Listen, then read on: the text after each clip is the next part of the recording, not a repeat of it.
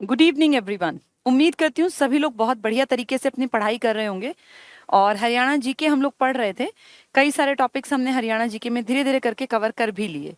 कल हम लोगों ने लास्ट जो पढ़ा था वो था हमारा, कल मतलब है सैटरडे को रात में, कि हरियाणा की विविध जो व्यक्तित्व के स्वामी थे। किसी ने मूवीज में बहुत बड़ा नाम कमाया, किसी ने इतिहास में बड़ा नाम खड़ा किया, किसी ने मध्यकाल में काम किया, किसी ने प्राचीन काल में।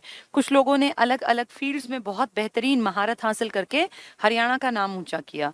वो सारा टॉपिक हमने कंप्लीट कर लिया था। हमने देखा था कैसे महिलाएं भी पुरुषों के साथ कंधा से कंधा मिलाकर, चंद्रावती जी का नाम आपको याद होगा, ऐसे ही कई बड़े बड़े नाम हमने पढ़े थे, जिनमें केडी कविता दलाल का नाम था जो जींद से हैं, जिनमें ममता खरब का नाम था, और ऐसे ही दंगल वाली सिस्टर्स का जो बलाली गांव से बिलोंग करती हैं, ऐसे ढेरों नाम, साक्षी मलिक का, और अपनी हिसार को बिलोंग करने वाली, बैडमिंटन में बहुत नाम कमाने वाली साइना नेहवाल का। तो हम लोगों ने अलग अलग फील्ड के एक्सपर्ट्स को देखा था, जाना था। अब आज नया टॉपिक शुरू करेंगे। मैं धीरे धीरे करके मैंने आपके कई सारे टॉपिक करा दिए हैं। अब आपकी एक बेसिक अंडरस्टैंडिंग बनती चली गई होगी कि कैसे हरियाणा अलग अलग ढंग से काम कर रहा था। कहीं हरियाणा में हमने देखा था कैसे उद्योगों ने विकास बहुत बढ़ चढ़ के किया हरियाणा का। कहीं हमने देखा था हरियाणा में कैसे पहला ये अपने विधानसभा के इलेक्शंस, तो सबसे लंबा कार्यकाल किस सीएम ने काटा, कौन से जो है राज्यपाल लंबे टिके यहाँ पर। फिर हमने देखा था कोई ऐसे भी क्या चीफ जस्टिस थे हरियाणा पंजाब हाई कोर्ट के, जिन्होंने हरियाणा के राज्यपाल के रूप में भी काम किया। तो बहुत सारी चीजें हम लोग पढ़ते हुए लगातार से चले आ रहे हैं। ठीक है, आज एक नया टॉपिक शुरू करते हैं, और ये टॉपिक है हमारा बहुत इंपॉर्टेंट एग्जाम के पॉइंट ऑफ व्यू से। इसका नाम है हमारा शिक्षा। आज हम एजुकेशन के ऊपर बातचीत करेंगे। एजुकेशन जब भी आएगी तो आंकड़े आने की उम्मीद ज्यादा रहेगी, इसलिए आंकड़े भी साथ साथ ही करेंगे। ठीक है, कुछ प्रॉब्लम चल रही है क्या या सही चल रहा है? ये ठीक चल रहा है? ठीक है, तो शिक्षा की बात करेंगे आज हम लोग कि कैसे कैसे हमारे हरियाणा में शिक्षा ने अपनी जड़ें मजबूत बनाई हैं। क्योंकि जब हरियाणा बना पंजाब से अलग होके, यानी 1 नवंबर 1966 को, तो उस टाइम हरियाणा की टोटल आबादी का सिर्फ 20% लोग साक्षर थे। कितना कम, यानी कितने सारी बड़ी आबादी का हिस्सा निरक्षर था, पढ़ा लिखा नहीं था। आज हमें हरियाणा को बने हुए 1966 से आप लगा लीजिए, क्योंकि बहुत लंबा टाइम तो नहीं बीता, लेकिन हरियाणा की एजुकेशन में, लिटरेसी में बहुत बढ़ चढ़ के काम हुआ। और आज हम प्राउड के साथ कहते हैं कि 2011, ऑलमोस्ट 10 साल बीतने को हैं, में हमारी जब देश की जनगणना हुई तो हरियाणा की लिटरेसी का आंकड़ा काबिले तारीफ था, 75% था। आपके देश का आंकड़ा, भारत का आंकड़ा भी 75% के ही हेरफेर में है। तो आपने उस बड़ी अचीवमेंट को हासिल कर लिया कि जहां आपका राज्य अलग होके बना था, महज 20% आबादी पढ़ी लिखी थी, आज आपके हरियाणा की आबादी का 75% हिस्सा पढ़ा लिखा है। 2,53,51,462 की बड़ी आबादी लेकर बैठे हैं। लेकिन बड़ी कहना इसलिए भी ठीक नहीं है क्योंकि टोटल में देखें आपके देश की आबादी का, तो आपके पास सिर्फ 2.09% लोग हैं। उस 2% में एक बड़ा तादाद पढ़े लिखे लोगों की है 75%। और इस 75% में अगर पुरुषों की और महिलाओं की बात करें तो ये आंकड़ा हमेशा थोड़ा सा चेंज होता है। अगर पुरुष पूछे जाते हैं तो 9% बढ़ा देना, और महिलाएं पूछी जाएं तो 10% घटा देना। यानी मेल लिटरेसी का आंकड़ा हमारा 84% पर है, और फीमेल का आंकड़ा हमारा लगभग 65% पर है। पॉइंट समथिंग है, वो उतना मैटर नहीं करता। तो अपना एवरेज याद रखो, 75% लोग पढ़े लिखे हैं आज की डेट में हरियाणा में। अब तो इनफैक्ट ये आंकड़ा और बेहतर हो गया होगा, क्योंकि जो मैं आपके सामने आंकड़े रख रही हूँ, जो ये फैक्ट्स बता रही हूँ, ये 2011 के हैं। उसके बाद अब तक नए फैक्ट्स नहीं आए हैं। 2021 की जनगणना जो कि अब डिले होगी इस पैंडेमिक, इस महामारी के चलते, तो अब अगले आंकड़े 2022 में देखने को मिलेंगे। और ये भी इतिहास में लिखा जाएगा कि सिर्फ एक बार ऐसा हुआ था कि इंडिया की जनसंख्या जो है उसकी गिनती निर्धारित समय से अलग करनी पड़ी थी। अदरवाइज 1872 के बाद से, 1881 के बाद से तो नियम बना दिया कि हर 10 साल में जनसंख्या की गिनती करेंगे, और अब तक हमने वो नियम टूटने नहीं दिया था। लेकिन अब सरकार के हाथ बंधे हैं, क्योंकि घर घर जाकर आंकड़े इकट्ठे करना इस महामारी के दौर में ठीक नहीं होगा। क्योंकि जो लोग घरों में जाएंगे, आंकड़े इकट्ठे करेंगे, हो सकता है वही करियर बन जाए और वो लेके कैरी करके बीमारियों को और जगह जगह फैला दें। इसीलिए इस काम को इस साल के लिए डिले कर दिया गया। अब अगले साल इस काम को, क्योंकि सरकारी स्कूल के टीचर्स करते हैं इसलिए मुझे ज्यादा जानकारी है, ये हमें करना पड़ता था। ये सारे सर्वे टीचर्स को दिए जाते हैं, तो एक बहुत बड़ी जिम्मेदारी जिम्मेदारी होती है टीचर्स के कंधों पर, क्योंकि सही आंकड़े आएंगे तो ही आपके देश की नीतियां सफल बन पाएंगी। तो अब ये आंकड़े 2021 में नहीं आएंगे, फिलहाल में जो आंकड़े चलेंगे वो 2011 के ही चलेंगे। बेशक 9 साल बीत गए, पर क्योंकि नए आंकड़े नहीं आए हैं तो उन्हीं की बात करेंगे, ठीक है। तो अगर महिलाओं की साक्षरता कहें तो 65, पुरुषों की कहें तो 84, और आपकी एवरेज कितनी है? 75%। इस इतनी एवरेज में सबसे बड़ा योगदान दिया है आपके एक जिले ने जिसका नाम है गुरुग्राम। इसकी टोटल लिटरेसी रेट अगर कहें तो 84% है। बहुत बढ़िया लिटरेसी रेट इसका है। 84%, देखिए 84% यहाँ भी है, लेकिन ये सिर्फ पुरुषों की बात कर रहे थे, और 65% में महिलाओं की। हम अकेले इसकी बात कर रहे हैं गुरुग्राम की, तो इसका लिटरेसी का रेट काफी अच्छा है, 84%, ठीक है। इसके अलावा पढ़े लिखों में कई आते हैं, फरीदाबाद भी आता है, पंचकुला भी आता है, बहुत आते हैं, लेकिन अगर कहें नंबर 1 तो आप कहेंगे गुरुग्राम। यहाँ सबसे ज्यादा पढ़े लिखे लोग हैं। मैक्सिमम लिटरेसी रेट आपसे पूछा जाए तो आप कहेंगे गुरुग्राम। यहाँ की औरतें भी सबसे ज्यादा पढ़ी लिखी हैं बाकी सब जिलों के मुकाबले, लेकिन यहाँ की पुरुषों की साक्षरता पीछे रह जाती है, क्योंकि रेवाड़ी इसको बीट कर देता है पुरुषों की साक्षरता के मामले में। यानी अगर आपके एग्जाम में क्वेश्चन बनता है कि हरियाणा में सर्वाधिक पढ़े लिखे पुरुष या सर्वाधिक साक्षर पुरुष किस जिले में है, तो आप कहेंगे रेवाड़ी में। लेकिन टोटल साक्षरता ज्यादा कहाँ की है, तो आप कहेंगे गुड़गांव की। सर्वाधिक शिक्षित महिलाएं किस जिले में है, तो भी गुड़गांव। पुरुषों में कौन आगे आ गया? रेवाड़ी नंबर 1 है, ठीक है। तो टोटल पूछे तो भी गुरुग्राम। ये जो 75 का आंकड़ा है ना, ये और बेहतर हो सकता था अगर मेवात के ऊपर थोड़ा सा काम करे हमारी सरकार, तो हो सकता है लिटरेसी रेट हमारा 85-90 तक पहुंच जाए। ऐसा मैं क्यों कह रही हूँ? क्योंकि आंकड़े बताते हैं कि जब आपके पूरे हरियाणा का एवरेज 75% है, तो आपके मेवात का आंकड़ा बहुत खराब है पढ़ाई लिखाई में, और ये महज 54% पर सिमट कर बैठा है। यानी मेवात की आधी जनसंख्या पढ़ी लिखी नहीं है। तो ये कहीं ना कहीं एक शर्मनाक भी है कि आजादी के इतने साल हमें बीत गए, हम मेवात को एनसीआर में कंसीडर करते हैं, नेशनल कैपिटल रीजन, यानी दिल्ली से इतना क्लोज का इलाका कि जिसका विकास बहुत ज्यादा किया जा सकता है, वहां आज भी लिटरेसी रेट 54% तक सीमित है, जिसकी की असंख्य मतलब अपार संभावनाएं हैं विकास की, जिसको आप एनसीआर में गिन रहे हैं, जो कि बहुत एडवांस होना चाहिए था पढ़ाई लिखाई के मुकाबले में। वहां की आबादी की आज भी आधी प्रतिशतता कम पढ़ी लिखी या अनपढ़ है। 54% बहुत कम होता है, बहुत ही कम। तो इस हिसाब से देखें तो एक तो बैठा है 84% पर, और एक बैठा है 54% पर। और अगर सीमा देखोगे मैप में, मैंने आपको मैप कितनी बार समझा रखा है, तो आपने क्या देखा था कि इन दोनों की सीमा बिल्कुल आसपास है। भाई गुड़गांव की पट्टी के नीचे ही तो पड़ता है, गुड़गांव, रेवाड़ी, महेंद्रगढ़, इसी के नीचे की तो पट्टी है फरीदाबाद, पलवल और मेवात की। तो ये जो है पट्टी मेवात वाली, ये तो आप ये लगा लो कि बिल्कुल साथ लगती है गुड़गांव के इलाके के और दिल्ली के इलाके के, तभी एनसीआर में शामिल है। लेकिन लिटरेसी देखें तो जमीन आसमान का अंतर है, कहाँ 84% और कहाँ 54%। इसका मतलब बहुत ज्यादा ध्यान देने की सरकार को भी जरूरत है, और वहां की जनता को भी जागृत होना पड़ेगा, क्योंकि सरकारें वैसे ही काम करती हैं जैसा जनता चाहती है। तो अगर जनता समझदार है, जनता को लगता है कि हमें अपनी अगली पीढ़ी को पढ़ाना चाहिए, समझदार का मतलब सिर्फ पढ़ाई लिखाई नहीं होती, लेकिन एक समझ होना कि मेवात के विकास के लिए पहली शर्त है कि आप लोग खूब पढ़े लिखे हो। अगर मेवात से मुझे कोई सुन रहा है तो इसकी बहुत जरूरत है कि मेवात के जन जन तक ये संदेश दिया जाए कि गुड़गांव अगर आज बहुत बढ़िया टैक्स पे कर पाता है, या फरीदाबाद अगर टैक्स पे में बहुत आगे है, टैक्स पे करने का मतलब है वहां के लोग बहुत अच्छा कमाते हैं, जब कमाएंगे तभी तो टैक्स लेगी ना सरकार। तो ये प्राउड की बात होती है अगर आप टैक्स भरने वालों में से हैं। तो टैक्स भरने का मतलब है कि आप अपने पैरों पे खड़े हुए हैं, आप पैसा कमाते हैं तभी आप टैक्स देते हैं। तो मेवात के लोगों को कुछ ना कुछ सीख लेनी पड़ेगी कि हमारा पड़ोसी गुड़गांव तो 84% पे लिटरेसी दिखाता है, और अगर उनको देखें तो महज 54% पर सिमट कर रह गया।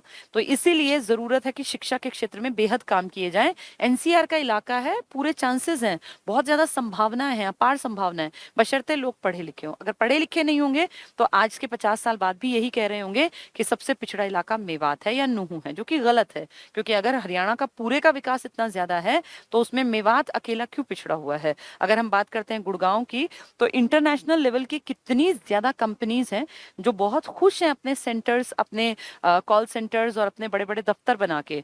विदेशी लगभग बड़े बड़े जितने अपने नाम सुने हैं देशों के, उन सबके हमारे यहाँ पे फैक्ट्रीज, इंडस्ट्रीज या बड़ी बड़ी कोई ना कोई कॉल सेंटर बना हुआ है। तो फिर मेवात जो कि क्योंकि गुड़गांव के इतना क्लोज में है, इतना पास है, वहां ये सब क्यों नहीं? क्योंकि मेवात का लिटरेसी रेट इतना कमजोर है कि वहां लोग अभी भी पिछड़े हुए हैं, और पिछड़े इलाके में इस तरह की इंडस्ट्रीज और ये फैक्ट्रीज नहीं खुलती। ये खुलती है वहां जहाँ लिटरेसी होती है, क्योंकि वहां लेबर मिल जाता है, वहां स्किल्ड लेबर मिल जाता है। अब मेवात में वो खोल के बैठ जाए, ना कोई कंप्यूटर ऑपरेटर मिलने वाला उनको, ना कोई कॉल सेंटर में कॉल रिसीव करने वाला, इसीलिए मेवात का विकास नहीं हो रहा। तो पहली शर्त क्या होगी? पढ़े लिखे, पढ़ेंगे लिखेंगे तो अपने आप विकास हो जाएगा। ठीक है, तो लिटरेसी का एक आइडिया मैंने आपको दिया कि पहले जहां 20% लोग साक्षर थे, आज हरियाणा के 75% लोग साक्षर हैं।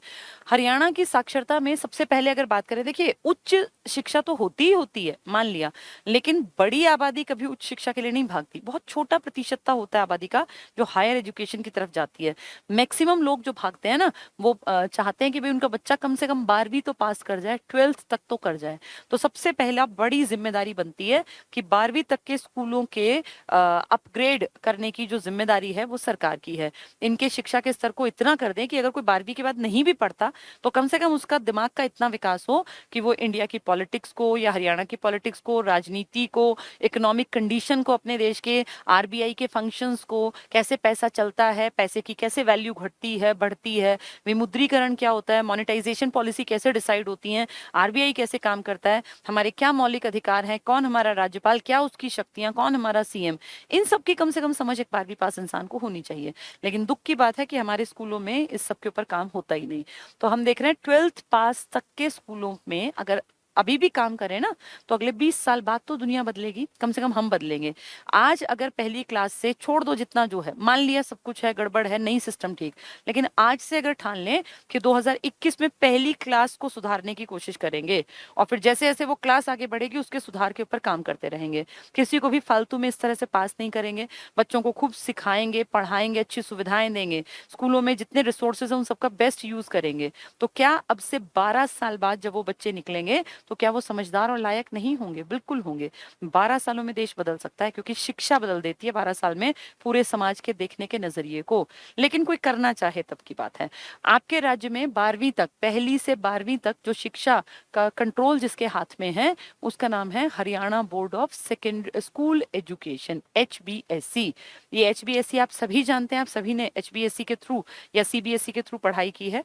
CBSE सेंट्रल लेवल पे काम करती है, central level of central board of school education, और ये है आपके स्टेट लेवल पे काम करने वाली। ऐसा इसीलिए है क्योंकि शिक्षा दोनों का टॉपिक है। शिक्षा पे केंद्र सरकार भी काम कर सकती है, केंद्र सूची भी में भी इंक्लूड मान लेते हैं, और दूसरा राज्य सरकार भी काम करती है, क्योंकि ये समवर्ती सूची का विषय है, कॉन्करेंट लिस्ट का टॉपिक है। तो Haryana board of school education एकदम से नहीं पढ़ना, इसके लिए बैकग्राउंड में अगर जाते हैं पूरा इसकी डिटेल समझो अब ध्यान से। HBSC बना था 1966 में, 1960, एक मिनट, 1969 में। 66 में तो हम पंजाब के बोर्ड के अधीन काम कर रहे थे, 66 में तो अलग हुए थे हम। फिर उसके बाद 1-2 साल तक तो हम ठीक है वहां से, क्योंकि ऐसे एकदम से रिश्ता नहीं टूटता। आप कहीं से कोई कामकाज कर रहे हैं, आपकी कोई यूनिवर्सिटीज चल रही हैं, तो ये थोड़ी कि आज ही आप सब कुछ नया खड़ा कर लेंगे, आपको टाइम लगेगा। इसलिए हमने कुछ साल काम चलाया, जो उनके अंडर जैसे हम पढ़ रहे थे, पहले भी तो पढ़ रहे थे, तो क्या फर्क पड़ गया, एक नया राज्य बन गया, थोड़े साल में चीजें डेवलप होती हैं। और ऐसा कोई हम लड़ झगड़ के थोड़ी अलग हुए थे, तो इसलिए हमने उनका सहारा लिया कि जो चीजें जैसे चल रही हैं चलने दो, धीरे धीरे हम इंडिपेंडेंट हो जाएंगे। तो HBSC जो बना आपका Haryana board of school education, ये 1969 में बना, नवंबर 1969 में। और कहाँ बना ये? चंडीगढ़ में। ठीक है, 1969 के एंड में बना, आपको बने हुए 3 साल हो गए। इसने पहली बार अपने बेसिस पर अपने यहाँ पर 8th क्लास का एग्जाम कंडक्ट कराया 1970 में, फिर 1976 में, फिर 1987 में। पहले 10th का कराया, 8th का बाद में कराया। सबसे पहले इसने, जैसे 1969 के नवंबर में HBSC बना, उस साल तक के सारे एग्जाम 10वीं तक के कराए थे जो पंजाब का बोर्ड था। लेकिन जब हमारा नवंबर में अस्तित्व में आया तो इसने कहा अब इस बार 10वीं के बोर्ड हम खुद कंडक्ट कराएंगे। तो इन्होंने 1970 में पहली बार 10th के बोर्ड एग्जाम्स कंडक्ट कराए, 1970 में, बनने से अगले साल। 1976 में 6 साल बाद, जैसे अब एक काम करने की हैबिट हो गई, अब नई नई चीजें इंक्लूड करते जाएंगे, तो 8वीं क्लास के जो बोर्ड हुए वो 1976 में कंडक्ट कराए HBSC ने अपने पार्ट पर। ठीक है, इसके उसके बाद 1987 में इसने 12th क्लास के बोर्ड के एग्जाम अपने बेसिस पर, जैसे हम ऐसा नहीं कि इससे पहले 12th के एग्जाम नहीं हुए, लेकिन एक होता है ना इंडिपेंडेंट आप सारे काम करेंगे, तो वो अपने बिहाफ पर जो हमने करने शुरू किए, थोड़ा टाइम लगा उसमें, फिर ये हो गया कि प्रॉपर हमने अपने तरीके से बोर्ड कंडक्ट कर लिया, अपने यहाँ पे एग्जामिनेशन सेंटर सब कुछ यहीं, चेकिंग यहीं, सब कुछ अपने हिसाब से करने लग गए, क्योंकि HBSC के पेपर तो हरियाणा में ही तो चेक होंगे ना, ये कहीं ये तो है नहीं कि दिल्ली जाके चेक होंगे, तो इसीलिए अपने बोर्ड को काम करने में टाइम लगा। तो सबसे पहले हेडक्वार्टर कहाँ बनाया? चंडीगढ़ में। फिर अगले साल कुछ महीने बाद ही पहले किसके पेपर लिए? 10वीं के, फिर 8वीं के पेपर तब भी लेते थे, लेकिन एक बोर्ड के नाम से जो लिए भाई HBSC 10वीं का बोर्ड पहली बार, तो आप कहेंगे 1970, 8वीं का 1976, 1987 में 12वीं का, ठीक है। इस बीच में 1981 आया और ये यहां से उठ के, चंडीगढ़ से उठ के, और ये भिवानी आ गया, इसलिए बहुत लोग इसको बातचीत में कहते हैं भिवानी बोर्ड। एक्चुअल में भिवानी नाम की जगह पर है, वो भिवानी में है, लेकिन भिवानी बोर्ड नहीं है, वो बोर्ड तो पूरे हरियाणा का है, तो अकेला भिवानी बोर्ड क्यों कहना? पर क्योंकि भिवानी में लोकेटेड है तो लोकल लोग कहते हैं भिवानी बोर्ड, तो भिवानी बोर्ड नहीं है, बोर्ड HBSC ही है, और अब इसका नाम बदल गया। 2013 से काम कर रहे थे कि इसका नाम बदल दो, तो इसका नाम भी बदल दिया, अब हरियाणा, जैसे आप HBSC कहते थे ना, अब इसको कह दिया BSE, ये कह दिया बोर्ड ऑफ स्कूल एजुकेशन, पीछे हरियाणा लगा दिया, तो बोर्ड ऑफ स्कूल एजुकेशन यानी स्कूली शिक्षा के लिए एक बोर्ड काम करता है, फिर पीछे कह दिया हरियाणा, तो हमारा अब नाम क्या है? Board of school education Haryana. पहले हम क्या थे? Haryana board of school education, अब नाम क्या बन गया? बोर्ड ऑफ स्कूल एजुकेशन, फिर कॉमा लगा के हरियाणा, ठीक है। 1981 में शिफ्ट हुआ, उसके बाद 12th के एग्जाम्स हुए, इसके बाद 1990, कुछ सन खास बता रही हूँ, चलो ये स्कूल के यहां तक लिखे, अब इसके इस तरफ देखना, 1990, 1994, 2006, इसमें क्या हुआ? 1990 और 94 में दो नई चीजें आई। 1990 में 12th क्लास में वोकेशनल स्टडीज भी आ गई। वोकेशनल आपको पता होंगी ना, जैसे एक तो होता है आर्ट्स, एक कॉमर्स, एक साइंस, ऐसी वोकेशनल स्टडीज होती हैं जिसमें आपको भविष्य में, जैसे साइंस पढ़ के या कॉमर्स पढ़ के, आर्ट्स पढ़ के तुरंत नौकरी नहीं मिलती, उसके बाद आपको कोई डिग्री, डिप्लोमा, कुछ ना कुछ करना पड़ता है ना, जैसे आपने JBT कर ली, या आपने कुछ कंप्यूटर कोर्स कर लिया, या आपने कोई BTech की डिग्री कर ली, इस तरह से करते हैं आप। लेकिन वोकेशनल कोर्सेज ऐसे होते हैं जिसमें 12वीं करने के तुरंत बाद भी आप नौकरी की किसी लाइन में घुस सकते हैं। तो 12वीं के बेसिस पर वोकेशनल एग्जाम पेपर लेने का काम इसने शुरू किया 1990 में, HBSC ने नहीं, स्कूलों के माध्यम से, और 1994 में इसने ओपन स्कूल शुरू कर दिए, यानी जो बच्चे स्कूल नहीं आ सकते उनको भी शिक्षा मुहैया कराने का काम 1994 में हमारे HBSC ने स्टार्ट कर दिया। तो 1969 में बना, 1970 में बनते ही 2-3 महीने बाद 10th के पेपर, 76 में 8th के, फिर 81 में आ गया उठ के भिवानी चंडीगढ़ से, और फिर 87 में इसने लिया 12वीं का पेपर, फिर 1990 में इसने क्या किया? वोकेशनल, 12वीं में वोकेशनल, ठीक है, जो कि भैया कल को लाइफ को सेट करने के लिए कोई स्किल वगैरह सिखा दे, और 1994 में ओपन स्कूल सिस्टम। इसके बाद 2006 में आपके देश में एक सिस्टम आया था जिसमें पेपर 2 बार होने लग गए थे, सेमेस्टर सिस्टम था ये, इसमें साल को 2 हिस्सों में डिवाइड कर दिया, फर्स्ट सेम और सेकेंड सेम, तो सेमेस्टर सिस्टम लागू हो गया। तो उससे क्या हुआ कि बच्चों के ऊपर वो बर्डन जो था ना, एक एक किताब पूरी याद करनी है, हिंदी की अलग किताब पूरी, इंग्लिश की अलग, साइंस की, फिजिक्स, केमिस्ट्री, बायो में से कहीं से कुछ भी आ जाएगा, ऐसे हिस्ट्री और पॉलिटिकल साइंस और ज्योग्राफी और इकोनॉमिक्स, तो बहुत बर्डन था। तो 2006 में, जब 2005 में नई शिक्षा नीति आई थी ना आपकी, अब जैसे 2021 में आ रही है, ऐसी आपके यहाँ पहले भी आई थी NCF 2006 में, वो एज सच शिक्षा नीति नहीं थी, लेकिन वो नेशनल करिकुलम फ्रेमवर्क था जिसमें बहुत सारे बड़े चेंजेस किए गए थे। तो उसी दौरान कहा गया कि बच्चों पे जो सेमेस्टर है ना, इसका सिस्टम चला दो, बोझ कम पड़ेगा, भाई स्टार्टिंग के 6 महीने जो पढ़ेंगे वो अगले 6 महीने में हट जाएगा, फिर नया आ जाएगा, तो इससे बच्चों में जो है परफॉर्मेंस सुधरेगी और दबाव कम रहेगा। तो सेमेस्टर सिस्टम लॉन्च करने वाले हम हरियाणा वाले लोग पहले थे, और हमारे यहाँ पढ़ाई लिखाई के लिए इवैल्यूएशन, जिसमें मार्क्स मापे जाते हैं, उसके लिए एक सिस्टम भी हमने लॉन्च किया, कॉम्प्रिहेंसिव एंड कंटिन्यूअस इवैल्यूएशन, जिसमें कि बच्चे को एक पेपर से ना जज किया जाए, बल्कि पूरे साल, कभी उसके 10 नंबर के पेपर हो रहे हैं, कभी 20 के हो रहे हैं, कभी उसमें देख रहे हैं 50 के पेपर हो रहे हैं, कभी उसके फिर 20 के पेपर हो रहे हैं, फिर 10 के पेपर हो रहे हैं। 2 तरह के एग्जाम्स कंडक्ट किए गए, अभी भी चल रहे हैं ये, एक है FA और एक है SA।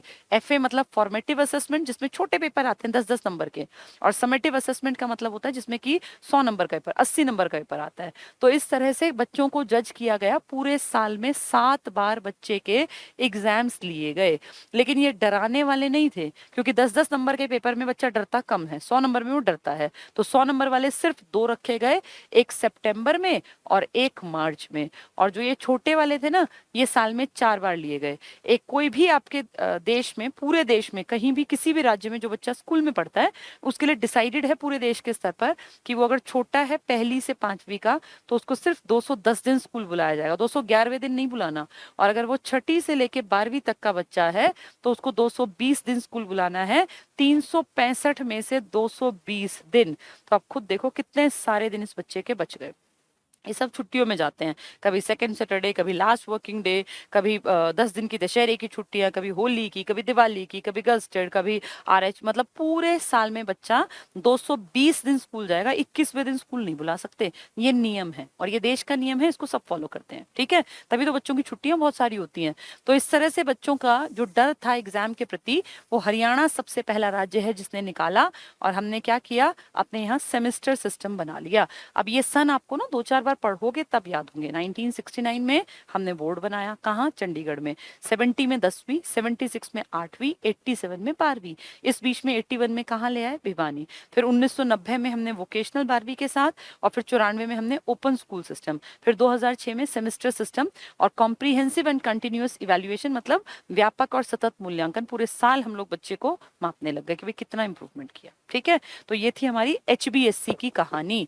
2-3 बार पढ़ के तब समझ में आती है, इतनी आसान नहीं कि आप सोचें आज सुनी और आज याद हो गई। पढ़नी पड़ेगी किताब से, बार बार लिखना पड़ेगा। किताब में ये कहीं नहीं लिखा है, ये विकिपीडिया और इन सबसे आंकड़े उठाने पड़ते हैं, तो इसलिए इसको बेशक बाद में लिख लेना, अभी नहीं, बाद में। चलिए आगे बढ़ते हैं। आज हरियाणा में ढेरों स्कूल्स चल रहे हैं, हर गांव के आसपास जरूर स्कूल मिलेगा। स्कूल से निकलने के बाद बच्चे कॉलेजेस में जाते हैं, तो हमारे यहाँ बहुत सारी यूनिवर्सिटीज भी चल रही हैं। आपके यहाँ अगर कहें बड़ी यूनिवर्सिटी, तो आपके यहाँ KU है, जो कि आपके हरियाणा बनने से भी 10 साल पहले बन गई थी, जिसकी नींव रखने कुरुक्षेत्र में खुद देश के पहले राष्ट्रपति डॉक्टर राजेंद्र प्रसाद आए थे।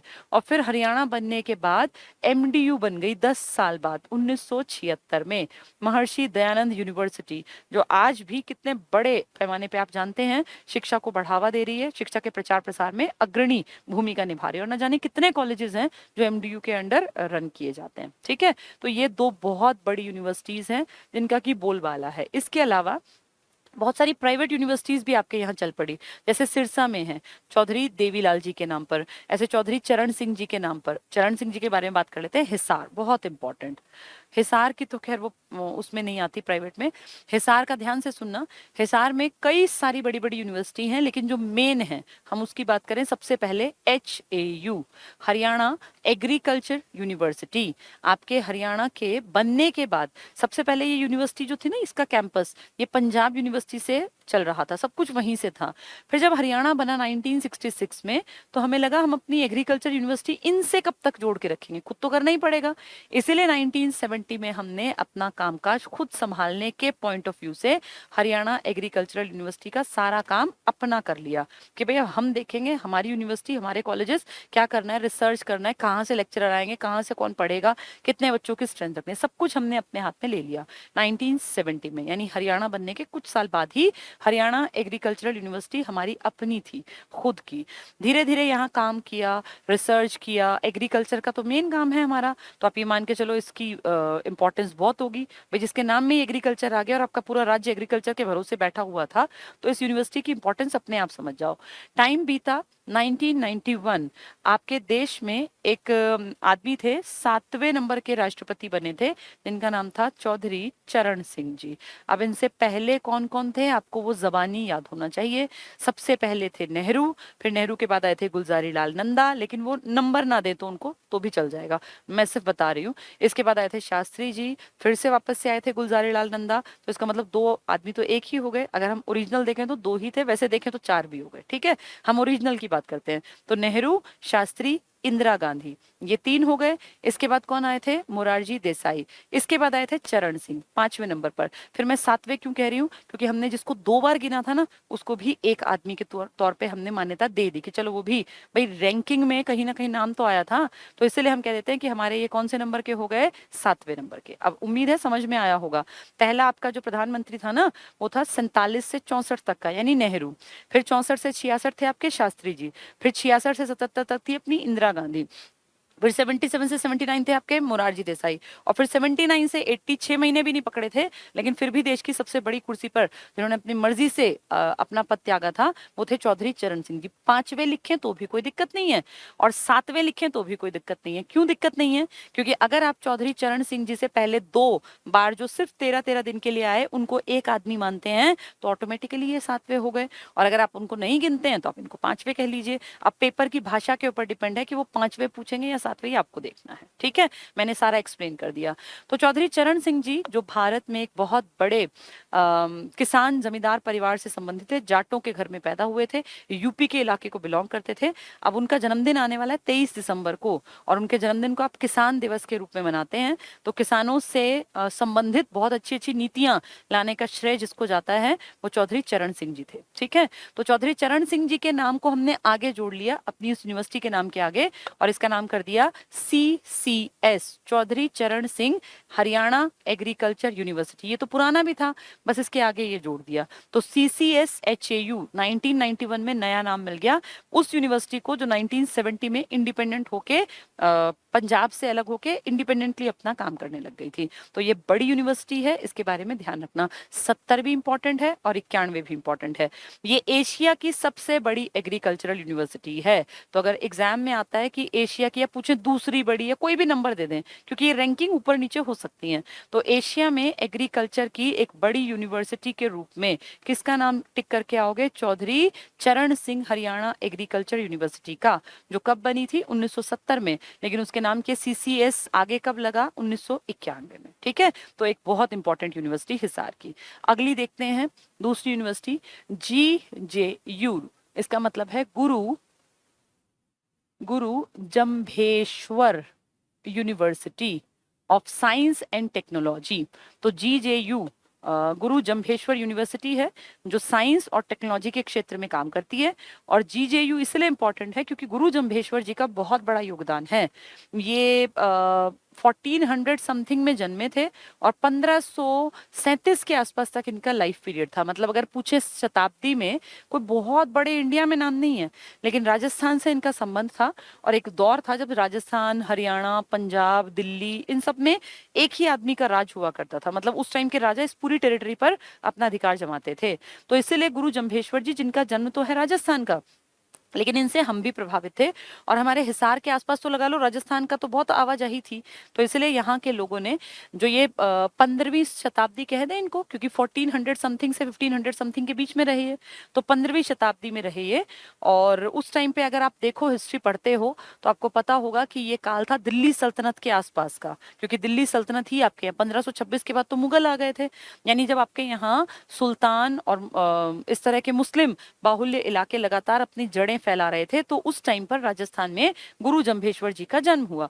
गुरु जम्भेश्वर जी एक ऐसे इंसान हैं जिनकी सोच बहुत एडवांस थी। आज जो आप बातें करते हैं भाई, पर्यावरण को बचाओ, पेड़ मत काटो, खूब पेड़ लगाओ, जानवरों को भी जीने का अधिकार दो, ये सब आप संविधान में इंक्लूड कर दिया ना। आपके सुप्रीम कोर्ट ने कह दिया ना कि जानवरों का जीवन भी इंसान के जीवन की तरह इंपॉर्टेंट है। और पेड़ पौधों को बचाना तो हर जगह आप देख लो, अखबारों में, टीवी में। अब तो ऐसा हो गया कि बड़े बड़े लोग तो अपने बर्थडे पे या अपने बच्चों के जन्मदिन पे पेड़ लगाने लगे। कितनी अच्छी प्रथा चल गई। आज इतने 1000 साल बीत गए, हमें ये समझ अब आई है जो गुरु जम्भेश्वर ने तब बताया था। ये इस चीज के विरोधी थे कि पेड़ मत काटो, ये कहते थे पेड़ मत काटो, पेड़ लगाओ, जानवरों को मत मारो। ये उस टाइम पे सोचो कितनी एडवांस सोच थी इनकी। ऐसे लोगों की पूजा होती है, ऐसे आम आदमी को कोई नहीं पूछता। इन्होंने उस टाइम पर, आज से लगभग 500-700 साल पहले, इनके दिमाग में ये सब कैसे आया कि पेड़ पौधे भी बहुत जरूरी हैं। तब तो कोई जानता भी नहीं था कि पेड़ों की इंपॉर्टेंस, तब कौन सा साइंस थी कि भाई ऑक्सीजन मिलती है, तब लोगों को अकल ही नहीं थी। लेकिन इन्होंने उस टाइम पर बता दी थी ये सारी बातें कि जानवरों का जीवन भी इंपॉर्टेंट है, पेड़ पौधों को काटना नहीं चाहिए। और इनके आसपास जो लोग थे ना, जिस एक समुदाय का मानते हैं कि भाई जन्म इन्हीं के कारण हुआ, वो इनकी पूजा करते थे, जिनको आप कहते हैं बिश्नोई समाज वाले। बिश्नोई, कुलदीप बिश्नोई का नाम आपने सुना होगा। ये बिश्नोई एक समाज था जो किसकी पूजा करता था, गुरु जम्भेश्वर की। जैसे महात्मा बुद्ध की पूजा करते थे ना लोग, भगवान मान के, महावीर स्वामी की पूजा करते थे, सेम ऐसे इनको भी लोगों ने एक भगवान की तरह देखा। और वैसे ये इनका मानना था कि भाई भगवान जो है ना वो सर्वस्व है, हर जगह है, और भगवान की मान्यता थी इनकी। लेकिन उसके साथ साथ ये साइंटिफिक अप्रोच की भी बात करते थे, तभी तो इन्होंने कहा कि पेड़ मत काटो। नहीं तो ये कहते थे बलि दो और ये इस तरह की बातें नहीं की। इन्होंने कहा पेड़ पौधों का भी ध्यान रखो, खूब पेड़ लगाओ, जानवरों की लाइफ को भी बचाओ। तो कितना साइंटिफिक प्लस भगवान से जुड़ा हुआ, मतलब मिला जुला सा इनका रवैया था, इनकी सोच थी। तो बिश्नोई समाज इनकी पूजा करता है। ये हमारे हरियाणा से नहीं बल्कि राजस्थान से संबंधित है, पर इनका असर पूरे हरियाणा पर था, और इसीलिए आज इनके नाम की एक यूनिवर्सिटी आपके राज्य में चल रही है। ये राजस्थान में नहीं चल रही, आपके राज्य हरियाणा में चल रही है, GJU, गुरु जम्भेश्वर यूनिवर्सिटी। अब पेपर में आ जाए कि क्या थे ये, तो आप कहेंगे ये पर्यावरणविद थे उस टाइम पर। पर्यावरणविद, सोचो उस टाइम किसी को पर्यावरण शब्द का मतलब भी नहीं पता होगा। उस टाइम तो राजा महाराजा और मार और काट और धर्म परिवर्तन और इस तरह की बातें चलती थी कि हमारे भाई वेदों को नष्ट करो या कुरान की ये लिखवाओ, इस तरह की जब फालतू की बातें करते थे, तब ये आदमी बात करता था पर्यावरण के बचाव की, संरक्षण की, जानवरों के जीवन की, पौधों की, पेड़ों की। तो इसलिए इनकी पूजा आज होती है। बिश्नोई समाज की इंपॉर्टेंस मानते हैं कि भैया हमारे जो भगवान है वो गुरु जम्भेश्वर है। तो इनके नाम की यूनिवर्सिटी कहाँ है, आपके हिसार पे। ठीक है, एक तीसरी बड़ी यूनिवर्सिटी हिसार की और बता देती हूँ। ये दूसरी थी ना, पहली हमने कौन सी पढ़ी थी अभी, अभी एक और पढ़ के आए थे, किसके नाम पर, CCSHAU, चौधरी चरण सिंह हरियाणा एग्रीकल्चर यूनिवर्सिटी। और अभी आपने क्या पढ़ ली, GJU। अब तीसरी आप पढ़ रहे हैं लुवास। लुवास का नाम आपने सुना होगा, यह है लाला लाजपत राय यूनिवर्सिटी ऑफ, किस चीज की यूनिवर्सिटी है ये, वेटरिनरी। वेटरिनरी होते हैं जानवरों के से संबंधित, वेटरिनरी एंड एनिमल साइंसेस। इसका मतलब ये काम करती है जानवरों से संबंधित, तो जानवरों के ऊपर रिसर्च करना, उनकी वैक्सीनेशन के ऊपर, उनके जैसे आगे कैसे ब्रीड बढ़े, इस सब के ऊपर, उनके संरक्षण से जुड़ी। तो लुवास बेसिकली एक ऐसी यूनिवर्सिटी है जिसके नाम के आगे लाला लाजपत राय का नाम है, उनको डिवोटेड है। क्यों, क्योंकि हिसार लाला लाजपत राय जी की कर्म भूमि था, वो यहीं तो काम करते थे लंबे टाइम तक, यहाँ उन्होंने अपना जगह बनाई कि मैं यहाँ रह के काम करूंगा। तो इसलिए इनके नाम के ऊपर हमने लाला लाजपत राय यूनिवर्सिटी, किस चीज की, वेटरिनरी मतलब पशु चिकित्सा के ऊपर, और साइंटिफिकली एक अप्रोच को आगे बढ़ाते हुए, तो जानवरों के लिए काम करने वाली एक यूनिवर्सिटी है, जहां उनके ऊपर रिसर्च भी होता है, उनके वैक्सीनेशन के ऊपर, उनकी ब्रीड्स कैसे सुधरेंगे, इन सब के ऊपर काम होता है। तो ये काम करने वाली यूनिवर्सिटी के नाम के आगे क्या लगा दिया, लाला लाजपत राय। यानी 3 आदमी हैं जिनको हिसार में यूनिवर्सिटी के नाम के आगे जोड़ दिया। पहला CCS, चौधरी चरण सिंह। पीछे यूनिवर्सिटी का नाम क्या है, हरियाणा एग्रीकल्चर वाली, 1970 में बनी, 1991 में नाम बदला। ठीक है, इसके बाद हमने क्या देखा, दूसरी का नाम, दूसरी के नाम के आगे किसका, GJU, गुरु जम्भेश्वर यूनिवर्सिटी, साइंस और टेक्नोलॉजी के क्षेत्र में काम करने वाली। गुरु जम्भेश्वर कौन, राजस्थान में जन्मे थे, बहुत बड़े पर्यावरणविद थे, 15वीं शताब्दी से 16वीं के बीच में रहे वो, क्योंकि 14 समथिंग में पैदा हुए, 15 समथिंग में एक्सपायर भी हो गए। ठीक है, उन्होंने उस टाइम में क्या कहा कि भगवान एक है और पेड़ पौधों की संख्या बढ़ानी चाहिए, जानवरों को मारना नहीं चाहिए, पशुओं को भी जीने का उतना ही हक है। तो जो आज हम बातें करते हैं वो उस टाइम में करते थे। कौन सा समाज उनकी पूजा करता है, बिश्नोई समाज। ठीक है, तो 3 बड़ी यूनिवर्सिटी हो गई। तो इस तरह करके धीरे धीरे करके जो जो आता रहेगा उसको हम पढ़ते रहेंगे। एक बस बेस का काम करेंगी ये चीजें, उसके बाद जब मैं किताब के नोट्स पढ़ाऊंगी तो आपको सब चीजें समझ में आ जाएंगी। हमारी हरियाणा सरकार ने, जैसे मैंने अभी कहा कि लिटरेसी में सबसे आगे कौन है, गुड़गांव। लेकिन बेहद शर्म की बात है कि गुड़गांव 84% की पढ़ी लिखी आबादी को लेके बैठा है, पर सबसे खराब लिंगानुपात है उसका। 1000 पुरुषों के मुकाबले गुड़गांव में 854 महिलाएं हैं। ये बेहद शर्मनाक है कि इतनी कम औरतें हैं 1000 पुरुषों के मुकाबले। तो सोचो वहां की आबादी की अगर बात करूं तो गुड़गांव की आबादी तो अच्छी खासी है भाई, FHB के बाद गुड़गांव का ही नंबर आता है। लगभग लगभग आप मान लो 14-15 लाख लोग लिए बैठे होंगे ये। और उतनी आबादी में अगर महिलाएं हर 1000 के मुकाबले कम हैं, 854 हैं, तो आप 850 ही मान लें इसको। 850 से आप लगा लो 150 महिलाएं कम हैं, 146 महिलाएं लगभग इनकी कम पड़ती हैं। तो कितनी लाखों महिलाएं कम है, ये गलत है। पढ़ाई लिखाई का मतलब ये कतई नहीं है कि आप कन्या भ्रूण हत्या को बढ़ावा दें। ये मैं इस बेसिस पे कह रही हूँ कि मेवात, जिसको मैं स्टार्टिंग में कह रही थी 54% पढ़ी लिखी आबादी लेके बैठा है, पढ़ाई लिखाई बहुत पिछड़ी है, एडवांस्ड नहीं है, लेकिन यहाँ फक्र होता है बताते हुए कि सबसे अच्छा लिंगानुपात का आंकड़ा मेवात ने दिखाया था पिछली जनगणना में। 1000 के मुकाबले 907 महिलाएं, सिर्फ 93 कम है। कम तो है लेकिन सिर्फ 93। एक ये हैं जो वैसे तो कहने को टॉपर्स में थे कि भाई बहुत पैसा टैक्स में देते हैं, दुनिया भर के बेहतरीन कॉल सेंटर्स यहाँ पर, दुनिया की बड़ी बड़ी फर्म्स ने यहाँ पे अपने दफ्तर बनाए हुए हैं, पता नहीं क्या कुछ है, कहने को है बहुत हाईटेक सिटी। लेकिन जब बात आती है मानसिक समझदारी की, तो ये लगता है कि इस पढ़ाई लिखाई को कहीं कागजों तक ही तो सीमित नहीं कर दिया। और कन्या भ्रूण हत्या में सबसे आगे यही निकलेंगे, क्योंकि इतनी कम आबादी तभी हो सकती है।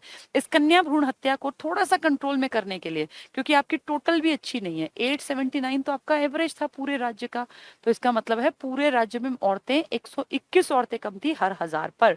तो 2,53,51,462 की आबादी में आप ये लगा लो महिलाएं कितनी कम थी। ये बेहद शर्मनाक है, होना नहीं चाहिए। ठीक है, तो अब इसके ऊपर सरकार ने क्या किया, मोदी जी खुद आते हैं हमारे पानीपत में, अभी नहीं पिछली सरकार के दौर में, जब 22 जनवरी 2015 का दिन था, बहुत ठंड थी, और मोदी जी पानीपत से आके घोषणा करते हैं बेटी बचाओ बेटी पढ़ाओ।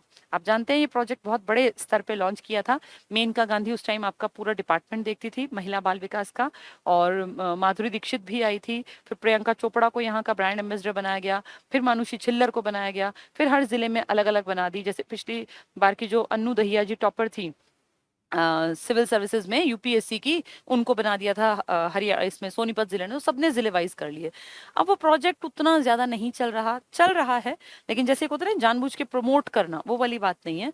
और उस साल तो बहुत बड़े पैमाने पे हर जगह क्वेश्चंस भी बने, अखबारों में, मैगजीन्स में, हर जगह इसको नाम मिला। इस बेटी बचाओ बेटी पढ़ाओ का ही एक स्टेप था जिसमें कहा गया बेटी को सलाम राष्ट्र के नाम।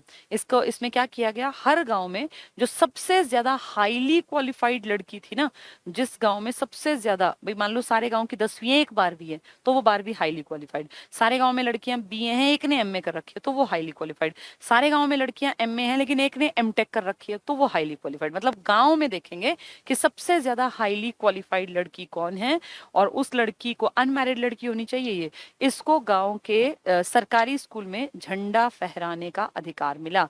बचपन से हमारे दिमाग में था कि झंडा कोई बड़ा आदमी फहराता है जो कि नामी गिरामी हस्ती, हमने हमेशा ऐसा ही देखा स्कूलों में, जैसे स्कूल में प्रिंसिपल फहराते थे, कोई बाहर से आते चीफ गेस्ट तो वो फहराते थे। लेकिन ये बहुत बड़ी एक अचीवमेंट मानिए कि गांव की सबसे ज्यादा पढ़ी लिखी लड़की को, जो सबसे योग्य लड़की हो, उसे ये मौका मिला। तो हर गांव में लोगों के मन में आया कि यार हमें अपनी बेटी पढ़ा देनी चाहिए थी, भाई हमारी बेटी भी ऐसे झंडा फहराती। कई लड़कियों के जो है फोटोज गांव के सरपंचों ने आगे बढ़ाए, फिर वो अखबारों में छपे, एग्जाम्पल सेट हुआ। तो ये बहुत बड़ा एक अचीवमेंट मानी गई थी।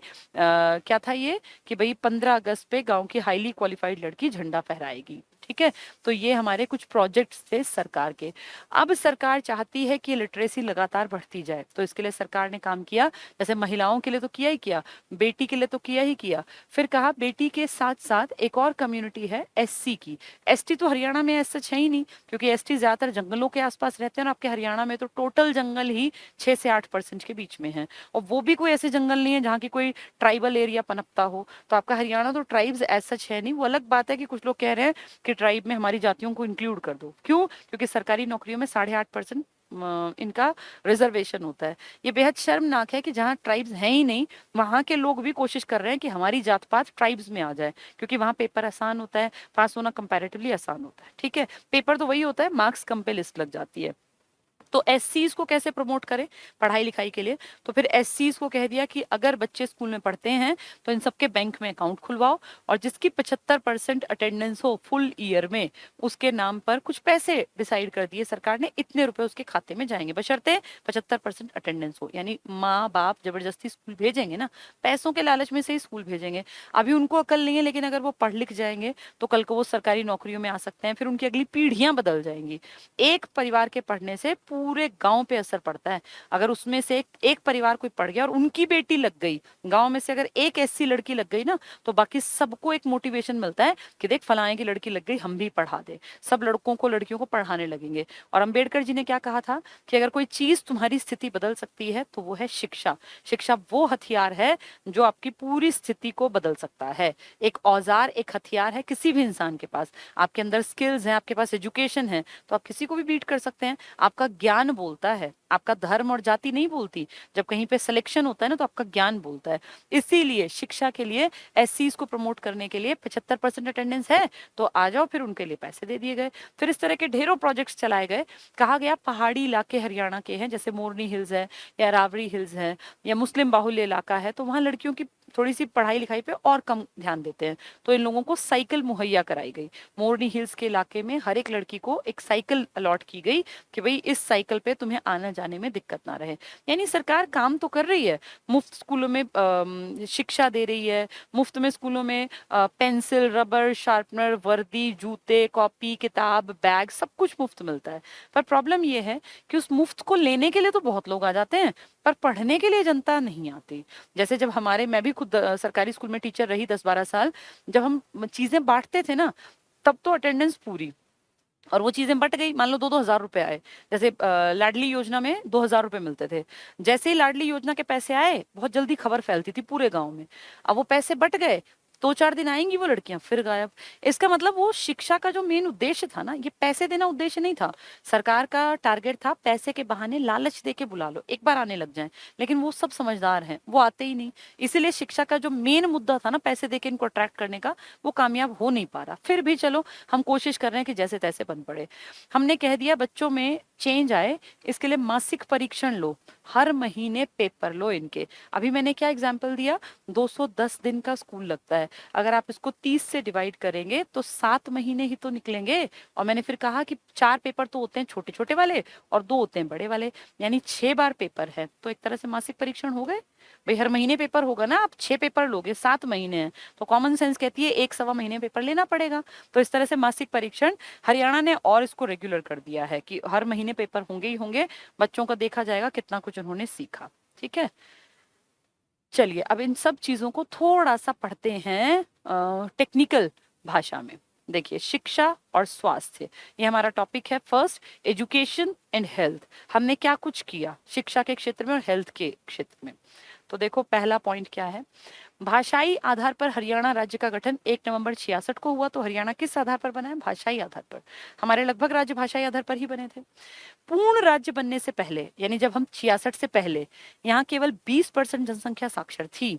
परंतु वर्ष 2011 की जनगणना, जो अब तक की आखिरी है, अब अगली 2021 में आनी थी पर आएगी नहीं, 22 में आएगी, के अनुसार हरियाणा की साक्षरता दर कितनी है? 75%। आपके देश की भी इतनी है, आपकी भी इतनी। मेल पूछे तो 9 बढ़ा देना, लड़कों को थोड़ा ज्यादा पढ़ाते हैं ना, और लड़कियां पूछे तो 10 घटा देना। ठीक है। पुरुष साक्षरता देखो 84, तो 75 में 9 जोड़ दो 84, और महिला में 10 घटा दो 75 में से 65%। सेम आंकड़ा आपके देश का भी है। ठीक है। हरियाणा को साक्षरता की दृष्टि से देश में 22वां स्थान प्राप्त है। अभी हम थोड़े पीछे हैं, जैसे क्यों ना हम टॉपर्स में रहें, क्या कमी है हमारे यहाँ कि हम नंबर 1 पे ना पाए? अगर केरल नंबर 1 हो सकता है, लक्षद्वीप नंबर 1 हो सकता है यूटी में, मिजोरम नंबर 2 हो सकता है राज्यों में, तो हम क्यों नहीं? हमारे यहाँ क्या ऐसा अनोखा है? और क्या हमारे यहाँ लोगों को पता नहीं कि शिक्षा बहुत जरूरी है? बिल्कुल पता है। ये बस सरकार थोड़ी सी कोशिश करे ना, स्टैंडर्ड अच्छा बना दे सरकारी स्कूलों का, तो लगभग लोग पढ़ लिख जाए। 22वें हैं, अभी पीछे हैं थोड़े से। राज्य का सर्वाधिक साक्षरता वाला जिला कौन सा है? गुरुग्राम। लिटरेसी में सबसे आगे आपके राज्य में, जिसकी साक्षरता की दर 84%, और सबसे पीछे वाले की 54। 30% का, 30% कितनी बड़ी बात है। 2 जिलों में कितनी पास है, गुड़गांव और मेवात की सीमा तो बिल्कुल आसपास है, इतना अंतर 30% का।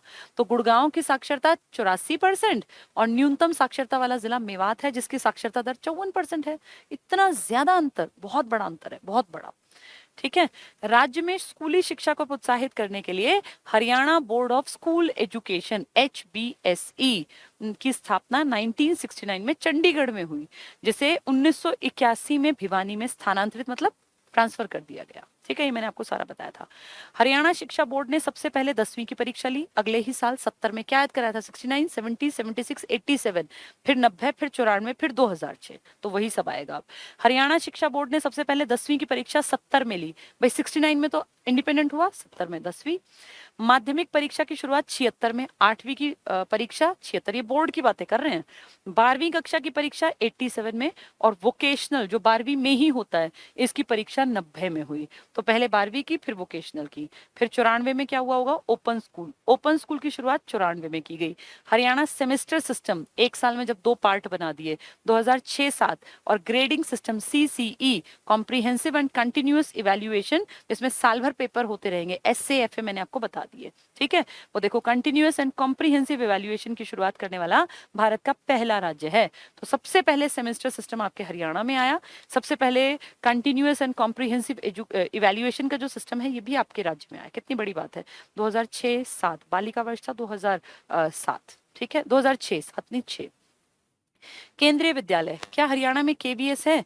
2 तरह के स्कूल बहुत बढ़िया होते हैं जिनका रिजल्ट हर साल बेस्ट आता है। प्राइवेट इनके सामने कहीं स्टैंड नहीं करते। 2 स्कूल, एक केंद्रीय विद्यालय जिनको KVS चलाता है केंद्रीय विद्यालय संगठन, और एक जवाहर नवोदय विद्यालय। आपके राज्य में दोनों हैं, एक 20 हैं JNV और 23 हैं केंद्रीय विद्यालय। केंद्रीय विद्यालय और JNV को हरियाणा सरकार पैसा नहीं देती, इनको पैसा मिलता है HRD मिनिस्ट्री से, ह्यूमन रिसोर्स एंड डेवलपमेंट, जिसका अब आने वाले साल में शिक्षा मंत्रालय नाम हो जाएगा। तो आपके राज्य में 23 तो स्कूल चल रहे हैं KVS और 20 चल रहे हैं JNV। इन दोनों में 23 और 20 कितने हो गए? 43 स्कूल आपके राज्य में चल रहे हैं जिनका एक भी रुपया हरियाणा की सरकार को नहीं देना। इनका पैसा HRD मिनिस्ट्री देगी, और ये देश के बेस्ट स्कूल हैं। हर साल 10वीं और 12वीं के जब भी रिजल्ट आएंगे आप देखना टॉप स्कूल में सिर्फ KVS या JNV का बच्चा होगा। जो नंबर 1 होते हैं ना पूरे में टोटल ओवरऑल रिजल्ट, वो KVS और JNV के जाते हैं। JNV जवाहर नवोदय विद्यालय 6ठी से 12वीं तक है, रेजिडेंशियल है, घर से बच्चा जाके वही रहता है, वो कंपल्शन है। और जो केंद्रीय विद्यालय है ये उनके लिए है जिनके पिताजी ट्रांसफरेबल जॉब में, आर्मी, एयरफोर्स, नेवी या बैंक वाले भी इसमें आने लग गए, या रेलवे में, उनके बच्चों को इसमें पढ़ने का मौका मिलता है। देश के बेस्ट टीचर्स ही इसमें नौकरी तक पहुंचते हैं, क्योंकि इनके पेपर भी कई शिफ्ट में होते हैं। जैसे एक पेपर हुआ प्री, फिर हुआ मेन पेपर, फिर उसके बाद इंटरव्यू लेंगे, उसमें अच्छी स्पोकन अंग्रेजी, इंग्लिश बहुत बढ़िया होनी चाहिए, अंग्रेजी पे अच्छी कमांड हो, क्योंकि कहीं भी इनका ट्रांसफर कभी नॉर्थ में, कभी साउथ में, कभी ईस्ट में, कभी वेस्ट में, कहीं भी कर देते हैं। ठीक है, तो केंद्रीय विद्यालय संगठन स्थापना 1962 में हुई थी, मुख्यालय इसका दिल्ली में है, मानव संसाधन मंत्रालय के अंतर्गत आता है। हरियाणा में 23 KVS हैं, तो KVS सबसे बेस्ट स्कूल है, आपके यहाँ 23 हैं। सर्व शिक्षा अभियान SSA बोलते हैं इसको, 2001-2 में स्टार्ट हुआ था, 2000 में तो अधिनियम आया था। इस अभियान की शुरुआत 2000 में की गई थी। अगर पूछें कि सन जब ये लागू हुआ तो 2001-2 में, सब पढ़े सब बढ़े इसका नारा है।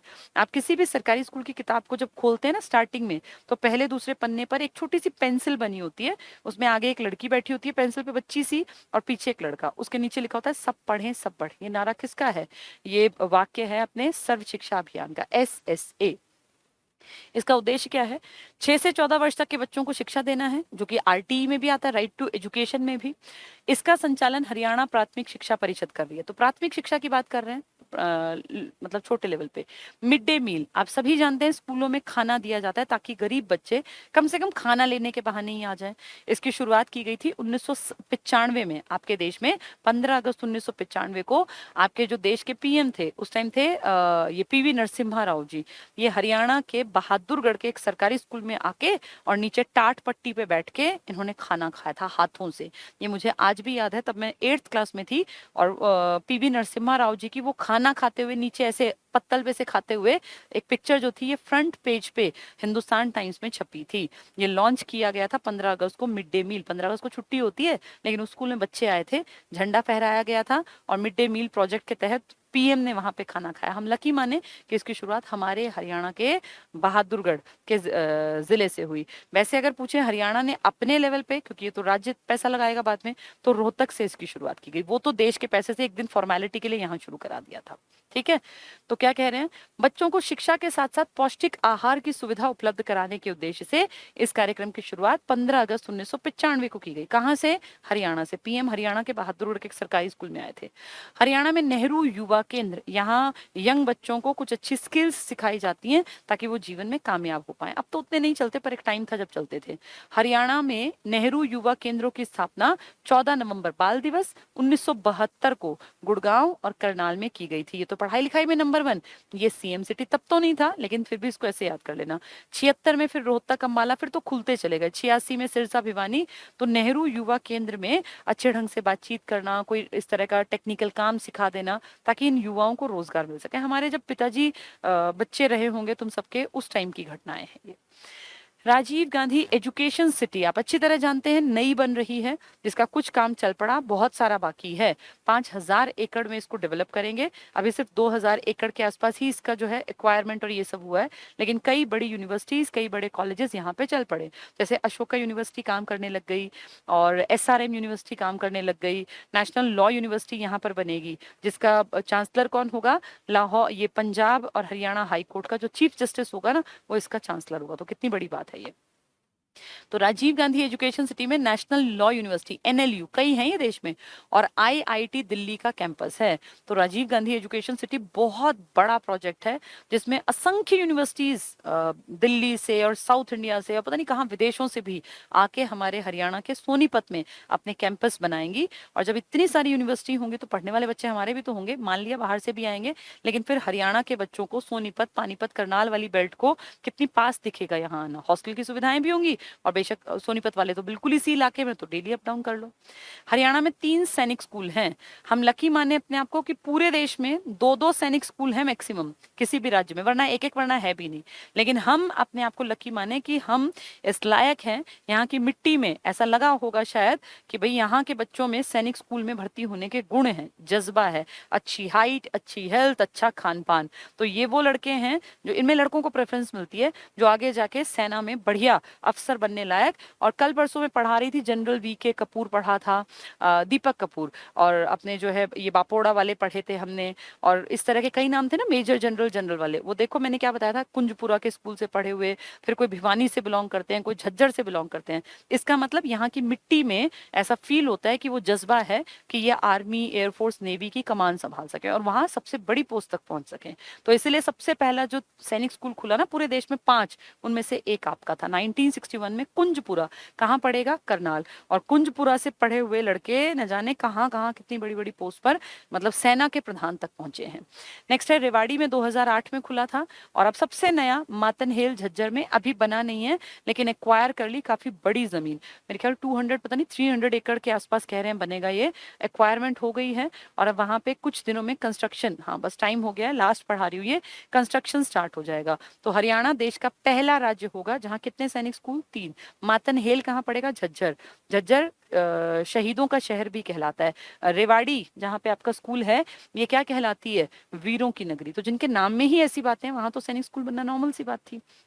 ठीक है, कल्पना चावला प्लेनेटोरियम, बस ये लास्ट करा देती हूँ। कल्पना चावला प्लेनेटोरियम है हमारे कुरुक्षेत्र में। वैसे कल्पना चावला करनाल की हैं, लेकिन प्लेनेटोरियम जहां आप जाके प्लैनेट्स और ये जो है ना ग्रह, उपग्रह और साइंटिफिक इफेक्ट और इस तरह की सारी चीजों को समझ सकते हैं, प्रॉपर चीजों को समझाने के पॉइंट ऑफ व्यू से 3D 5D इस तरह के स्ट्रक्चर बनाए गए हैं। ये है कल्पना चावला के नाम पर प्लेनेटोरियम। करनाल में नहीं है, ये ध्यान रखना, कुरुक्षेत्र में है। हरियाणा में 10+2+3 मतलब 10वीं तक सामान्य शिक्षा, फिर 2 साल की 11वीं 12वीं, फिर उसके बाद ग्रेजुएशन 3 साल की। ये जो प्रणाली है ना, ये हमारे हरियाणा में 1985-86 में आई, जब नई शिक्षा नीति आई थी 1986 में राजीव गांधी के टाइम में, उस टाइम पर ये हमारे यहाँ पर आई। हरियाणा में एजुसेट प्रणाली, एजुसेट समझते हो? जब शिक्षा को सैटेलाइट के थ्रू आगे बढ़ाया जाए। अब जैसे देश में ना अच्छी चीजों की कमी है, अच्छे लोगों की भी कमी है, अच्छे नेताओं की कमी है, अच्छे टीचर्स की भी कमी है, तो हमारी शिक्षा मंत्रालय ने पूरे देश में इनफैक्ट ये सोचा कि क्यों ना जो अच्छे टीचर्स हैं उनकी चीजों को वहां से सैटेलाइट के माध्यम से एक जगह से और कई जगह तक पहुंचा दे। तो इसलिए हमारे यहाँ सैटेलाइट क्लासेस शुरू हुई सरकारी कॉलेजेस में भी। अब जैसे कहीं एक टीचर मान लीजिए केयू में अच्छा है, कुरुक्षेत्र यूनिवर्सिटी में, अब वो हरियाणा में तो कम से कम 20-30 यूनिवर्सिटी काम कर रही है, 33-34 यूनिवर्सिटी, तो सब में तो जाके नहीं पढ़ा सकता ना वो, भाई वो तो कुरुक्षेत्र में है। लेकिन अगर लगता है कि टीचर बहुत बढ़िया है और ऐसा टीचर दूसरा इतनी टक्कर का है नहीं, बहुत अच्छे तरीके से समझा देता है, बच्चों के दिमाग में फिट हो जाता है, तो उनके वहां से प्रोग्राम्स कंडक्ट करा के और हर यूनिवर्सिटी तक पहुंचा दें। सैटेलाइट का टाइम चल रहा है, सैटेलाइट के माध्यम से कुछ भी पॉसिबल है।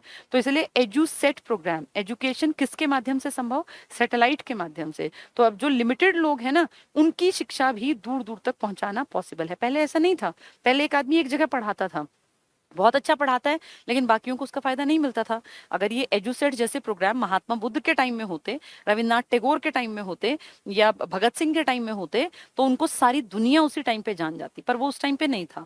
उस टाइम महात्मा बुद्ध को जा जाके गले से बहुत तेज तेज बोल बोल के 10 लोगों को बैठा के उन तक अपनी बात रखनी पड़ती थी। फिर उन 10 से आगे जाते, फिर कहीं 10 और बैठाते, फिर वहां उनकी शिक्षाओं का महत्व तो उनके मरने के बाद पता चला ना।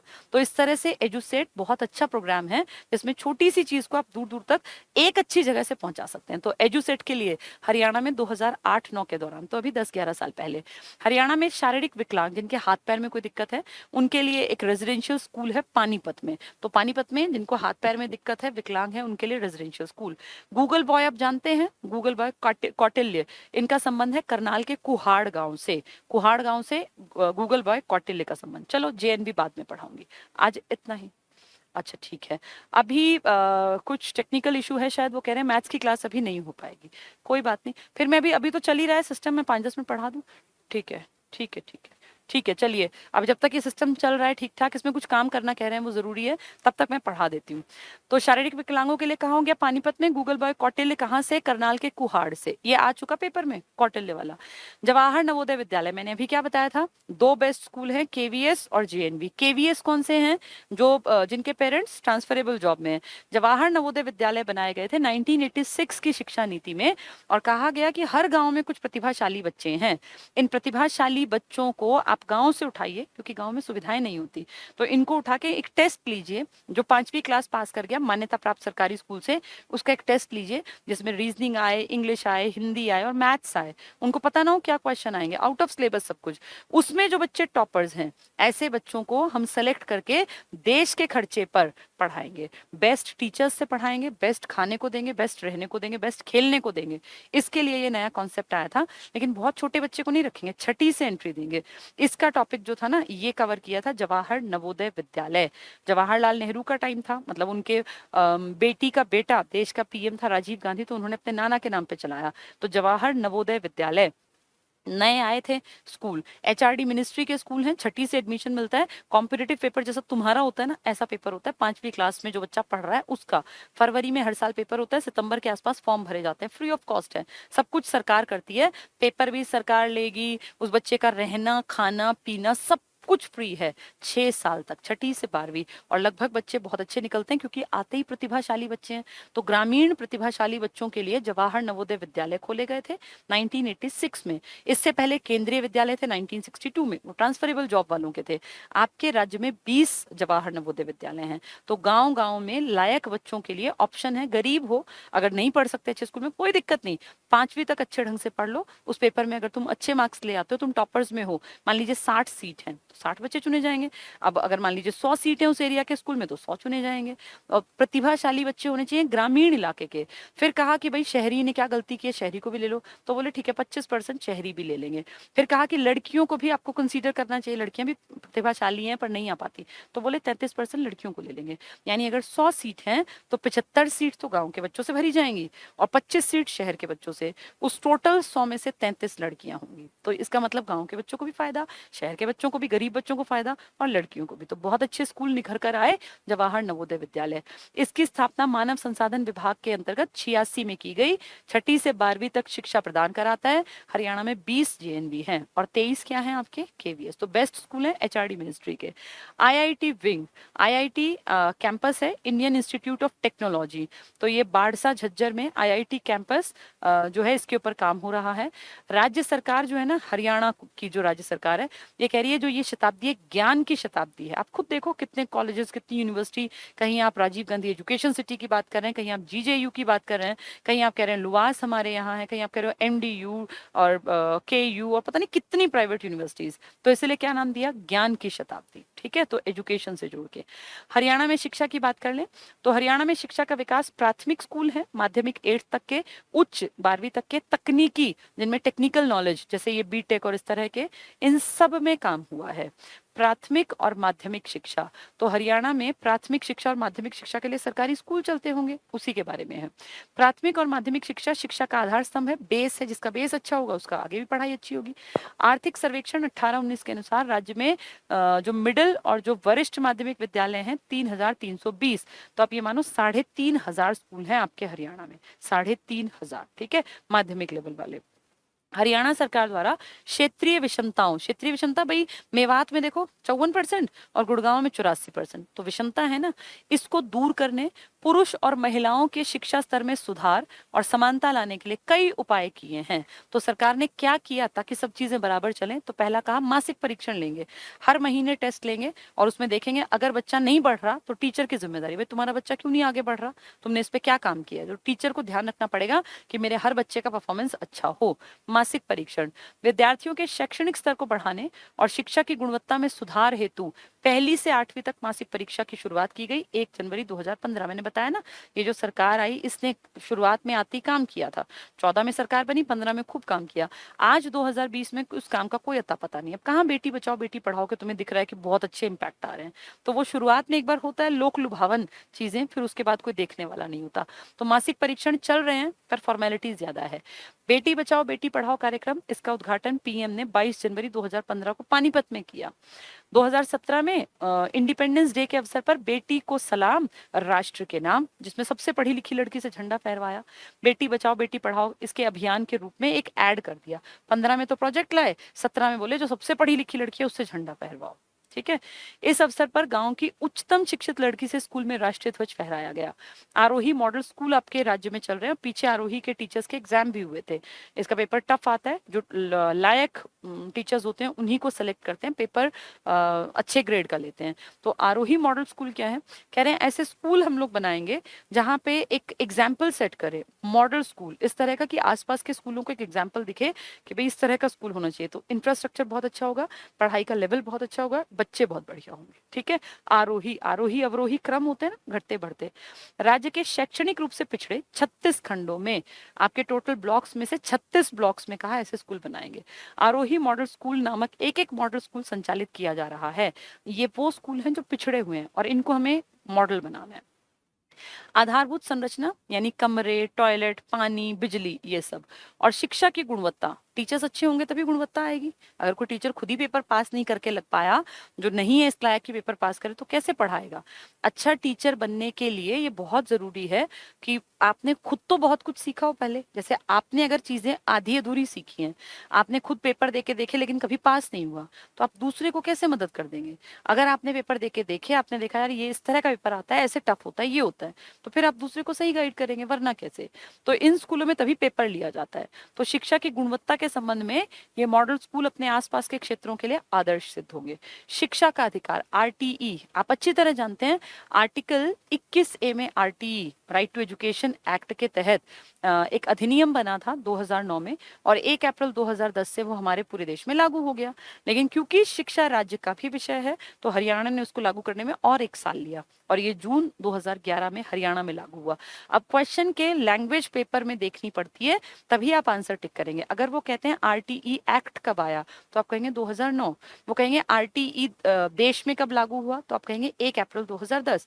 वो कहेंगे हरियाणा में आरटीई के तहत कब कानून बना, तो आप कहेंगे 2011। ठीक है, अब ये क्या कहते हैं, राज्य सरकार, देखो यहाँ राज्य लिखा है, ने 3 जून 2011 को शिक्षा का अधिकार अधिनियम के अंतर्गत हरियाणा के प्रत्येक बच्चे के लिए निशुल्क और अनिवार्य शिक्षा का अधिकार नियम 2011 अधिसूचित किया।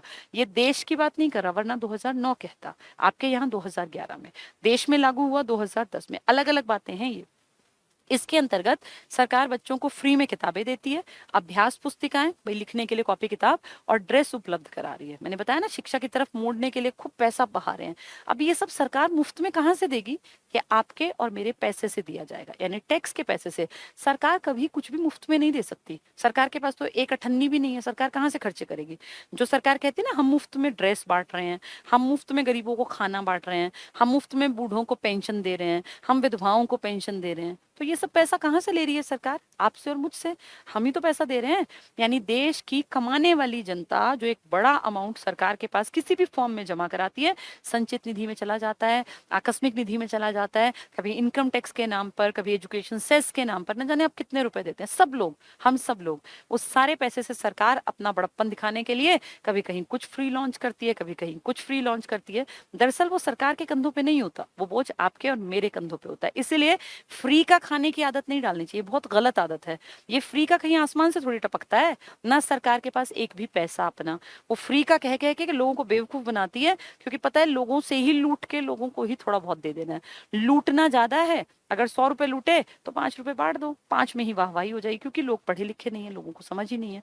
अगर सरकार कुछ भी माफ करती है, कोई भी ऋण, या सरकार आपको फ्री में कुछ भी देने की बात कर रही है, तो आप सीधे एकदम दिमाग अलर्ट होना चाहिए कि भैया ये पैसा हमसे ही छीनेगी, सरकार के पास पैसा है ही नहीं। तो ये सब कुछ कंधों पे आम आदमी के पड़ता है। ठीक है, क्या कह रहे हैं आगे? इसके अंतर्गत ये हो गया मुफ्त। तो ये मुफ्त देखो क्या लिखा है, सरकार मुफ्त उपलब्ध करा रही है। भैया सरकार के पास कहाँ से आया मुफ्त देने का? सरकार हमारे पैसों को लेके और इस तरह से देती है।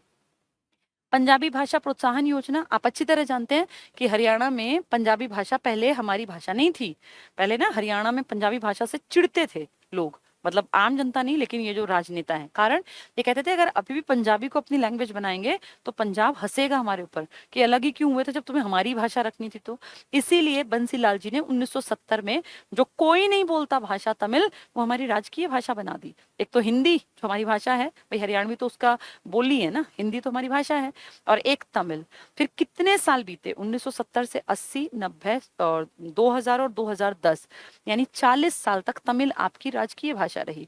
और 2010 में भूपेंद्र सिंह हुड्डा जब आपके सीएम बने, तो इन्होंने कहा अब तमिल को हटा देते हैं, अब पंजाबी भाषा को अपना लेते हैं, क्योंकि अब इतने साल हो गए, अब थोड़ी पंजाब ये कहेगा कि तुम्हें पंजाबी अपनानी थी तो मेरे साथ ही रहते, अलग क्यों हुए थे। लेकिन 70 में ये बात उठ सकती थी, इसीलिए अब पंजाबी आपकी दूसरी भाषा है। ठीक है, हरियाणा सरकार ने 2010 में पंजाबी भाषा को द्वितीय राजकीय भाषा, तो पहली हिंदी और दूसरी पंजाबी, का दर्जा प्रदान किया। इससे पहले तमिल थी, कब से कब तक? 1970 से 2010 तक।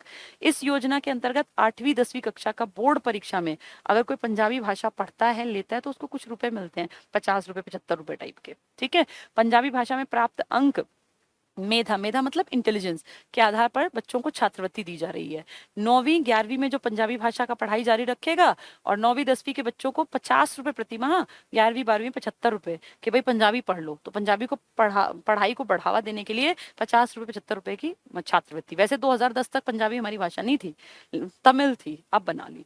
नकद पुरस्कार देते हैं, जो SC कैटेगरी के बच्चे हैं, भाई पढ़ाई से दूर ना जाएं, तो इन लोगों को नकद, मैंने बताया ना, इनके बैंक अकाउंट में आ जाता है।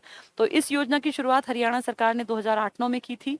इस योजना के अंतर्गत SC अनुसूचित जाति के छात्रों और छात्राओं को पहली से लेकर 8वीं इतनी पढ़ाई मुफ्त है।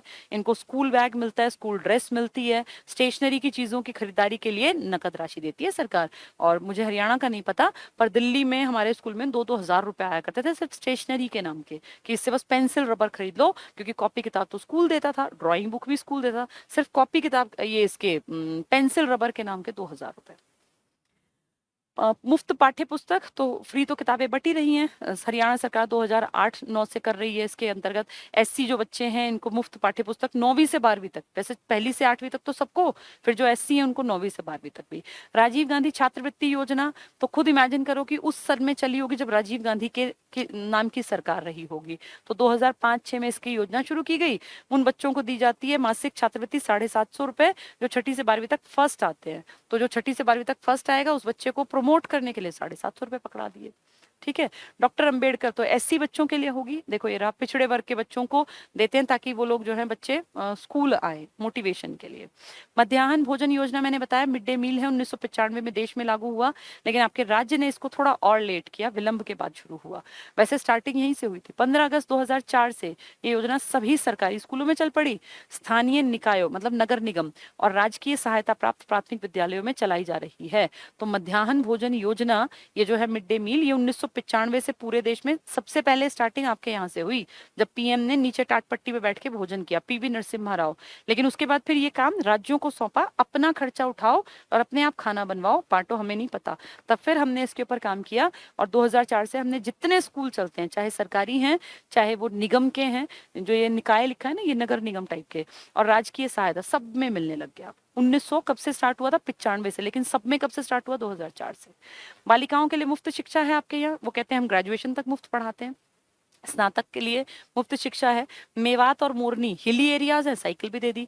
बालिकाओं के लिए राज्य सरकार द्वारा परिवहन सुविधा, तो उनके लिए परिवहन में ऐसा नहीं कि कोई बस चल गई, अब साइकिल पकड़ा दी कि इससे आया जाया करो। आवासीय विद्यालय बनवा दिए, जो अपंग अपाहिज बच्चे थे, दिव्यांग थे, उनके लिए पानीपत में अभी हमने पढ़ा था वही है। लड़कियों की शिक्षा को बढ़ावा देने के लिए एक कस्तूरबा गांधी के नाम पर, कस्तूरबा आप जानते हैं ना, गांधी जी की पत्नी थी, उनके नाम के स्कूल चलाए गए हैं, जहां पिछड़ी लड़कियां जो पिछड़े वर्ग से हैं, गरीब हैं, नहीं पढ़ सकती, उनको रेजिडेंशियल स्कूल दिए गए।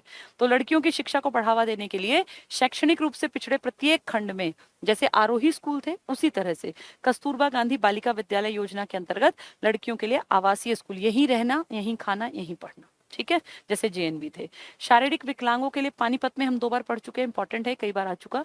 कार्यशील मजदूर, जहां मजदूर हैं, काम पे जाते हैं, बच्चों को कहाँ रखें, तो बचपन शाला बना दी, जींद में इसकी सबसे पहली शुरुआत हुई थी। तो कार्यशील मजदूरों के बच्चों के लिए कार्यस्थल के पास स्वैच्छिक संगठनों की सहायता से स्कूली बचपन शाला की व्यवस्था की। यहाँ 1.5 साल 2 साल के बच्चे घूम सकें, बैठ सकें, क्योंकि वो मजदूरों के बच्चे आपने देखा, बिल्डिंग्स जहाँ बनती हैं वहीं पड़े रहते हैं, वहीं सो जाते हैं बेचारे, बिना खाए पिए, कैसे इतनी ऊंची ऊंची आलिशान बंगले भवन बनाते हैं, लेकिन खुद के सर पे छत नहीं होती। तो उन बच्चों के लिए क्या किया गया? बचपन शाला। उच्च शिक्षा का टॉपिक बस लास्ट पढ़ लेते हैं, यूनिवर्सिटी कल पढ़ा दूंगी, वैसे भी 8:15 तक मुझे टाइम मिला है। उच्च शिक्षा, हरियाणा सरकार का मुख्य उद्देश्य है युवाओं को गुणवत्ता युक्त मतलब क्वालिटी उच्चतर शिक्षा के साथ साथ रोजगार उपलब्ध कराना। ये उद्देश्य तो है, पर सरकार कोशिश तो नहीं करती, उद्देश्य बना लिया लिखित में, इसके लिए काम नहीं किया। तो कह रहे हैं हम अच्छी पढ़ाई कराएंगे और खूब रोजगार उपलब्ध कराएंगे। आर्थिक सर्वेक्षण 18-19 कहता है 149 सरकारी महाविद्यालयों में से 64 महाविद्यालय विशेष रूप से लड़कियों के लिए हैं। तो लड़कियों की शिक्षा पे आपकी सरकार काम कर रही है, नो डाउट। निजी प्रबंधन जो प्राइवेट है, सरकार द्वारा अनुदानित है, पैसा सरकार देती है, वैसे प्राइवेट है। 97 महाविद्यालयों में से 35 कन्या महाविद्यालय है, इन लड़कियों की शिक्षा पे सरकार काम कर रही है। 1966 में जब हमारा राज्य बना, तब सिर्फ 6 तकनीकी संस्थाएं थी, टेक्निकल एजुकेशन जहां मिलती थी, 4 राजकीय थी और 2 सरकारी सहायता से चलती थी। लेकिन अब 18-19 में कुल 309 टेक्निकल इंस्टीट्यूट्स हैं। टेक्निकल समझते हो ना, जहाँ कोई टेक्निकल किसी तरह की कोई ट्रेनिंग दी जाए, ताकि आप कोई आगे जाके, जैसे प्लम्बर का काम है, कोई आर्किटेक्ट का काम है, कोई टाइप की पॉलिटेक्निक है, ये सब तकनीकी है। राज्य में उच्च शिक्षा को 4 भागों में बांटा गया, या तो तकनीकी शिक्षा बीटेक टाइप की, एमटेक टाइप की, एक चिकित्सा एमबीबीएस टाइप की, जो बीडीएस टाइप के, और शिक्षा ये तो इसी का पार्ट हो गया। व्यावसायिक शिक्षा वोकेशनल, जिसमें कि बिजनेस स्टडीज है या कोई कंप्यूटर से जुड़ा प्रोग्रामिंग वगैरह, और कृषि जैसा कि हमने पढ़ा भी, कौन सा था, CCSHAU हरियाणा एग्रीकल्चर यूनिवर्सिटी, तो ये हायर लेवल की एजुकेशन में है, इसमें डिवाइड किया गया। विश्वविद्यालय आज नहीं पढ़ाती, विश्वविद्यालय बहुत लंबा टॉपिक है, इसको कल पढ़ेंगे, ठीक है। आज के लिए इतना ही, मैथ्स की क्लास अभी नहीं है तो उसका वेट मत करना, रिवाइज कर लेना जो आपके पास हो, ठीक है। खूब पढ़ते रहो, टीचर्स सिर्फ गाइडेंस दे सकते हैं, मेहनत आप ही को करनी है, तो खूब पढ़ो, मन लगा के पढ़ो। Thank you.